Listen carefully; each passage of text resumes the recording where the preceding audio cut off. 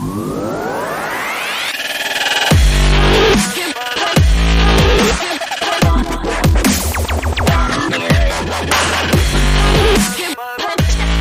what's happening? This is Isai Rodriguez, host of the Dasvination podcast, where I cater to the professional working man, 40 and above, who's looking to make positive changes to his health, lose weight, and become stronger overall through simple lifestyle changes. I'm here to share inspiration, tips, and proven lessons that I've personally learned and lived through in my 40 plus years on this beautiful blue planet.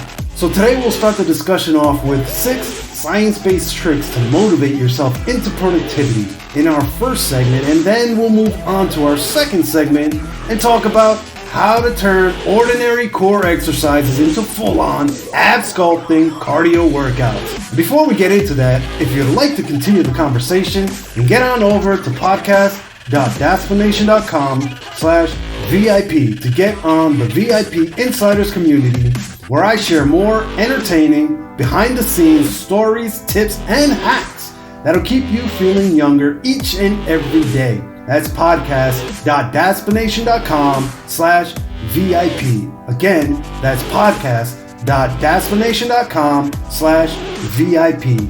Be in the know starting right now. Also, don't forget to rate me on Apple Podcasts or wherever it is that you're listening to this episode right now, and leave me a nice, fat, juicy 5-star review and some absolutely beautiful words of why you love the show so much. It really helps me get the word out, and it's honestly the one place where your vote truly matters. And now let's move into our first segment, Healthy Conversations. So in this week's installment of Healthy Conversations, we're talking about 6 science-based tricks to motivate yourself into productivity. So have you ever spent more time talking to yourself into doing something than actually doing that something? I know I have, more times than I'd like to admit, actually. And so if you're like me, then you know how hard self-motivation can be. Whether it's procrastination, distraction, or, plain old you're not interested, let me assure you that the struggle is for sure real. It is real. That struggle, it hits me all the time, and it's a thing, you know? But luckily, there are some tricks that can help get you moving in the right direction. You see, science-backed principles of persuasion can be the simple push that you need to really get stuff done. And here's the thing. Self-motivation has a new urgency in these pandemic times when time itself is so distorted. I mean, come on. You can't tell me that you haven't lost track of what day of the week it is more than once since this whole lockdown started, especially if you're working from home.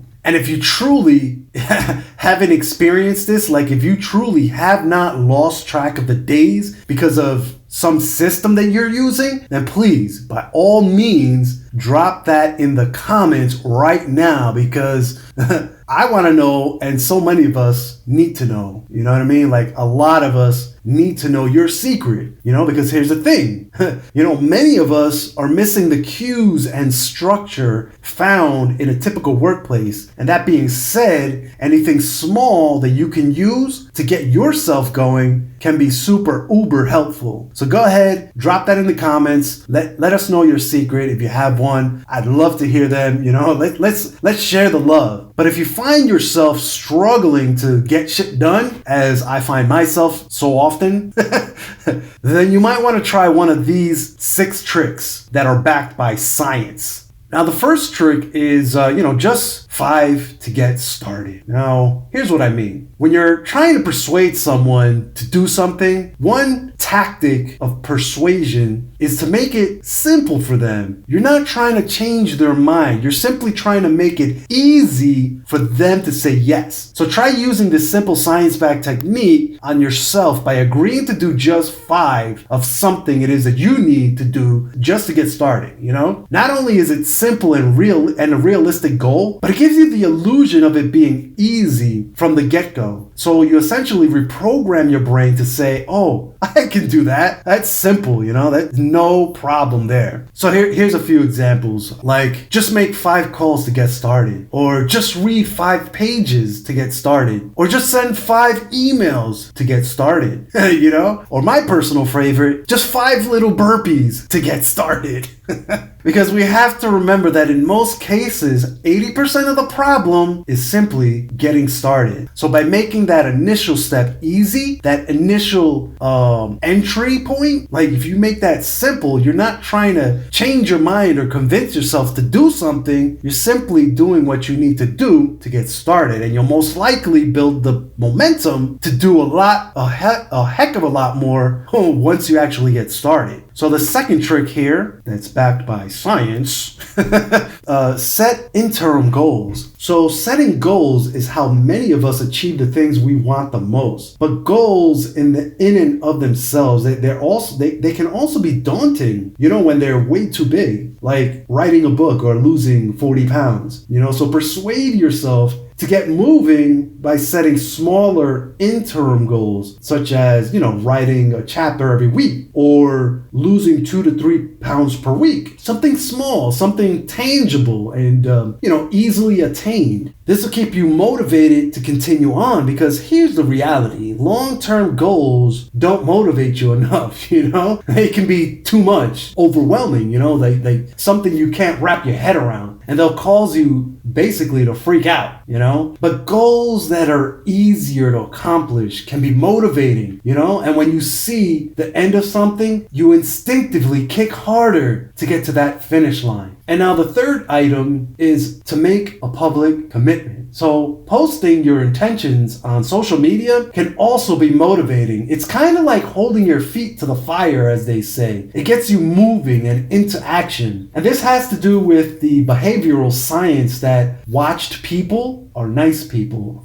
So a public commitment is like being watched, You certainly won't want to lose face or, look bad in the public's eye. And so for this to work, your public commitment persuasion tactic, that proclamation in public, it has to involve specific goal setting. You can't just make this bold statement that you're gonna write a book or run a marathon or something like that. There has to be some merit to what you say. So, for example, if you've never written a book before, then it probably won't be that effective to just come out and say, yeah, I'm gonna write a book and keep an eye out for it. You need to give more specific details, like a time frame, or that you plan on finishing a chapter this week alone. Something smaller and more specific is better than a large and general announcement, And so the fourth little science-backed hack is take breaks. That's a simple one.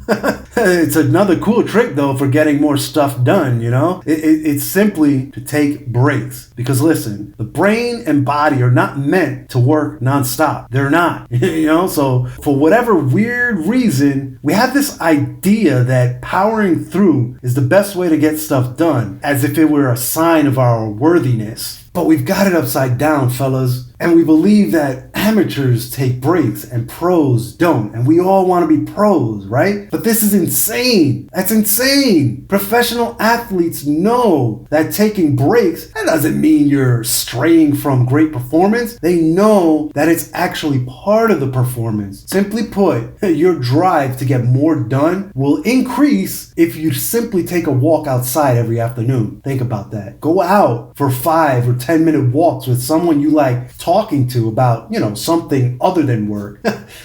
You'll see that suddenly whatever you were banging your head over your keyboard about, like it'll basically resolve itself. Trust me, get out there, get walking, get some oxygenated air, some fresh air into your lungs, and watch that oxygen work magic as it hits your brain. And your brain releases, the thoughts and just starts cranking away and resolves whatever issues you have, but it starts with taking that break, buddy. Seriously. But the fifth thing is, set some deadlines. So having a looming deadline can be, it can be a good motivator for committing to action. You can set them yourself or even leverage deadlines given to you by a manager or a coworker, business partner, your spouse, It really doesn't matter. They ultimately help turn an abstract into something concrete, instead of like something dull and nagging, something in the back of your head telling you, hey, you got to do something, it turns it into a concrete, and all of a sudden your brain does something magical once it knows that it has to do something by a certain point. They also provide the power of endings. So just like with the goal setting, it really helps when you see that finish line ahead of you. You know that you're right there, just about to finish. But be careful, if what you're working on has something to do with creativity, because this is what I found is that, if you're working on creative work, you have to be careful with deadlines. They can actually squash your creativity rather than enhancing it. Same goes with severe deadlines. They can basically kill your motivation. So just like the goal setting, set yourself some realistic deadlines and watch what happens. And the sixth science-backed trick is to reward yourself. So there's something magical that happens when you set aside a small reward for starting and completing something. And it could be as small as a cup of your favorite coffee, like something as small and tiny as your coffee, or as lavish as a vacation. It's really up to you, but the trick is to line it up with the goal or deadline you're trying to reward yourself for. So for instance, if you're simply setting a goal of losing 2 to 3 pounds per week, then reward yourself with something of equal or lesser value, as they say, like a slice of cheesecake with one of your meals after you've hit your goal. And, of course, if you're trying to lose weight, then you might want to choose a better reward than cheesecake. But listen, with so many of us working from home during the pandemic, the structure and time signals of traditional workday are gone. So if you need something, a little boost to keep you motivated, you might want to think about that. And so having some tricks up your sleeve that can help you motivate yourself can be an important tool for boosting your productivity and reducing your stress overall. And once we return to normalcy, just think how these simple tricks will help you stay on track to hitting your goals. Think about that. Way after we return to what we would call normal or normalcy, like if you start these habits now, they'll continue once we get back to normal, once we return back to that quote unquote normal way of life. Think about it.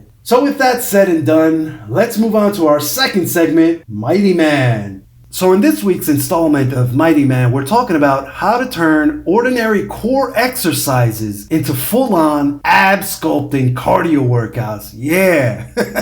I'm going to be straight up with you guys today. I'm constantly looking to cut corners with my workouts, not in a bad way, but as far as efficiency goes, my goal has always been to get as much bang for my buck in as little time as possible. This is why workouts that incorporate full body moves and, HIIT routines, that's why they've been my go-to workouts for the longest time now. I actually kind of find them fun and exciting, almost like playing at a playground on the monkey bars or something like that. Like that's how I feel about them. So imagine how surprised and excited I was to find out that you can turn any core move into a double duty cardio burner just by simply adding, are you waiting for it?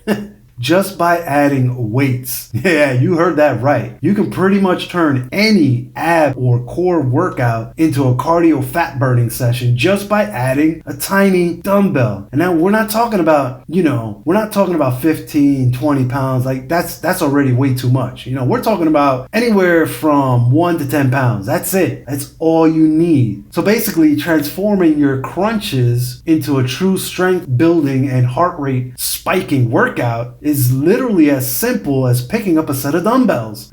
You see, because adding dumbbells makes the moves more challenging, which will raise your heart rate. And that extra load basically changes the whole dynamic and difficulty of the exercise, which again, it also increases the heart rate. It basically creates a situation in which your heart rate has to increase in order to oxygenate the working muscles by increasing, the blood flow to them. So the next time you drop down into a set of sit-ups, try grabbing a set of light weights. And again, you really don't need all that much weight to change your dynamics. All you have to do is grab your weight and hold it behind your head or on your chest, just under your chin. Easy peasy. And this is a great little move to help you check off core and cardio workouts off of your list for the day, is these simple weighted crunches. Another workout you can convert into a power workout are toe touches. Think about this. They'll go from regular boring old toe touches to weighted toe touches. Yeah, baby. So this will hit the entirety of your abs, and you'll work up a serious sweat in the process with this weighted move. So again, it takes traditional toe touches to a whole new level. So this is basically what you do. First, you're going to want to lie flat on the ground while holding a dumbbell over your head, and then simultaneously raise your legs and upper body as if you're trying to touch the weight to your toes. Boom. Keep your legs straight and try to get your head and shoulders off the ground, but make sure to keep your lower back glued to the floor so that you're working your abs and not your neck. We're not trying to strengthen your neck and shoulders. We're trying to hit that core, your abs, you know what I mean? And here's another one, a weighted side plank. Now, the regular or traditional side plank is great for balance and strengthening of your shoulders, arms, core, and your legs, obviously. and you generally start at a plank and then flip to one side or the other for a side plank, and then obviously, you want to make sure to keep your hand and shoulder aligned with each other, your hip leveled and in a straight line with the rest of your body, and your feet, you want them stacked on top of each other, or I guess, you can stagger one in front of the other. Just think of like a T formation or a cross, where your arms and your body come together in a T formation. That's what you're looking for. And here's a little pro tip for you. If your feet are staggered, make sure that your top leg is in the front position, not the back position, and that the toes of your bottom leg are touching the back of the foot of your top leg, and that your toes are pointed forward at a straight 90-degree angle. If you can, try angling your feet so that your toes are pointing to your shins, and there you have it. It's pretty straightforward, really. And so with this move, you can easily up the impact of your traditional side plank just by holding a weight in your top arm and extending it high over your head. And then to make things even more challenging, yeah, I'm going there, you can switch from one side to the other every 10 seconds. Just swap the weight as you move from side to side. Oh, and here's another variation that'll help burn those love handles. Rather than switching from side to side, just raise your top leg. So in a side plank, if you've opted for the stacked leg variation, simply raise the leg that's on top and see how that hits you nicely in the midsection. Moving on to another exercise for your obliques, Russian twists. Oh yeah. I'm telling you, we're taking it there. But not just Russian twists. Russian twists are great. They're known for burning out your obliques, and you can really kick things up by integrating additional weight. So we're talking about Russian twists with a medicine ball. Yeah, that's what I'm talking about. So again, regular twists are done by holding both of your fists together and interlocking your fingers together as you sit with your back at about a 45 to 55 degree angle to the floor. And then, as the name suggests, you twist from side to side, and as you do so, you touch your fists to the sides of your hips. Or if you want to take it to the next level, you can try tapping the floor with your fists. It's really up to you. But that's just the regular Russian twist. We're not talking about that. We're talking about turning it up, So just hold a dumbbell or weighted ball at your chest and try to touch the ground or your hips as you rotate your body from side to side. So now you're doing, again, you're in that same seated position, twisting, but now with either a dumbbell or a weighted ball. Ooh, oh yeah. Watch how that hits you in the obliques, I'm telling you. I've done this at the gym in one of my group classes, and let me tell you, this bad boy is a killer. It's a burner, but it's a good one. You can even take this a few steps further simply by raising your legs into a tabletop position. Oh yeah, it's so good. I love it. Oh, and if you're using the ball, you can also try slamming it down to the ground on each twist. Now this one is super advanced, but I've seen it done and I can only imagine how much that's gonna burn. But if you're not at that level yet, then I suggest sticking to no more than the tabletop. That's where I'm at right now, and that alone hurts so much. Or I should say it hurts so good. Positive thoughts. Anyway, another killer exercise converted into workout in itself is the dumbbell wood chops. This is a great one because you can easily add weights into your standing ab routine with dumbbell wood chops. With this workout, you literally use a dumbbell to imitate the action of chopping wood or, chopping down a tree of some sort. Now, one thing I have to say with this move is that it's pretty easy to hurt yourself if you do this one wrong. So pay close attention to the technique. There's a lot of technique and form that you have to keep in mind. So first, when you're lifting your dumbbell, aka your imaginary axe, you want to make sure you don't overextend in the lifting portion of the movement, and then building on that, when you're striking with your axe, your dumbbell, do not hunch over or round out your shoulders. What you want to do is, as you're swinging up, you want to make sure you twist evenly to the one side and pivot or come up on the ball of your opposite foot. Keep your chest proud to engage that midsection. And then when you bring your axe down to strike the wood, make sure to use your midsection to control the swing and bring it down smoothly. Not too fast, but not too slow either.